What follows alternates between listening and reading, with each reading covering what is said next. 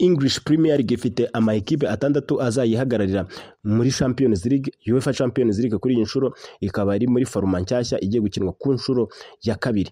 Ama ekipe atandatu azahagararira Ubwongereza ni Arsenal, Chelsea, Liverpool, Man City, Newcastle na Tottenham. Aya ma ekipe rero dore ama ekipe azahura nayo ku ikubitiro. Ikipe ya Arsenal izakira Bayern Munchen, hanyuma yakire Atletico Madrid, yongere yakire Olympiacos, yongere ikine na Kairat Almaty mu rugo.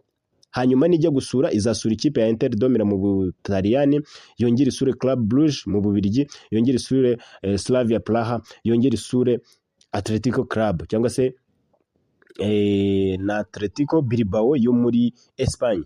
Ikipe ya Chelsea iyo izakira mu rugo Barcelona, nanone yongere yakire Benfica, yongere yakire Ajax Amsterdam, yongere yakire Pafos. Hanyuma nijya gukina indi mikino yo hanze izahera ku ikipe ya Bayern Munchen izakirwa mu Budage, hanyuma Atalanta nayo yakire Chelsea mu Butaliyani, yongere ijye gusura Napoli, yongere isure ari nayo izasoreza kuri Karabag. Ikipe ya Liverpool yo izabanziriza kuri Real Madrid, izayakira mu rugo, yongere yakire Atletico Madrid, hanyuma yongere yakire PSV Eindhoven, yongere yakire Karabag.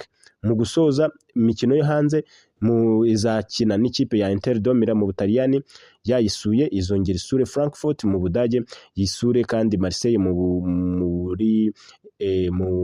Bufaransa, yongere kandi isoreze kuri Galatasaray. Ni ukuvuga ngo ahangaho uko bimeze, ikipe ya Bayern Munchen izakira n'ama ekipe nka Arsenal, yongere ihure n'ikipe ya Chelsea, kandi kuri Arsenal izaba yasuye Arsenal, hanyuma mu gihe Chelsea yo izaba yasuye Bayern Munchen. Tujye ku ikipe ya Man City. Man City yo izatangira mu rugo yakira Borussia Dortmund, hanyuma yongere yakire Leverkusen, yongere yakire ikipe ya Napoli, hanyuma isoze yakira Galatasaray. Mu gusura izahera ku ikipe ya Real Madrid, yongere isure Villarreal muri Espagne, yongere kandi isure Bodo Glimt, hanyuma isoreze kuri Monaco mu Bufaransa.